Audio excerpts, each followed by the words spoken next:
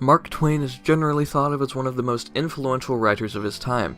He was born on November 30th, 1835 in Missouri. His father died while Twain was at a very young age of pneumonia. Twain was born under the name of Samuel Clemens, but he's very widely known as Mark Twain, his pen name, so that's what we'll be referring to him as today. His hometown of Hannibal, Missouri, where he lived from 4 to 17, was home to a decent-sized library and a good wealth of amenities. However, it was also kinda sorta pretty violent. By the age of 11, Twain had already witnessed 2 deaths, both murders. The first, at age 9, was of a cattle rancher. The second, at 10, was of a slave. Twain worked helping his brother at his newspaper printing shop before eventually going into the business of being a steamboat captain in training.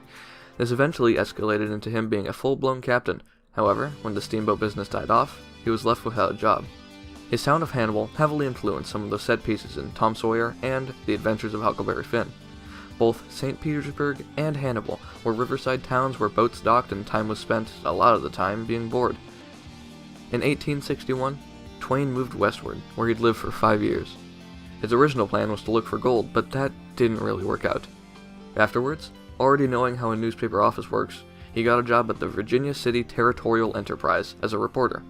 It was about this time that he finally adopted the name Mark Twain, actually being steamboat captain jargon for 12 feet of water. Jumping ahead a while in his life, it wasn't until 1884 when his novel Huckleberry Finn was released.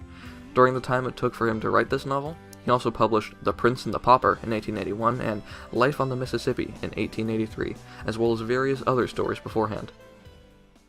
Twain's later years were plagued with loss. His publishing house went bankrupt, he lost 3 children to various diseases, and his wife passed away while he traveled. In the end, however, Twain would probably be happy, knowing the fame that he has garnered to this day.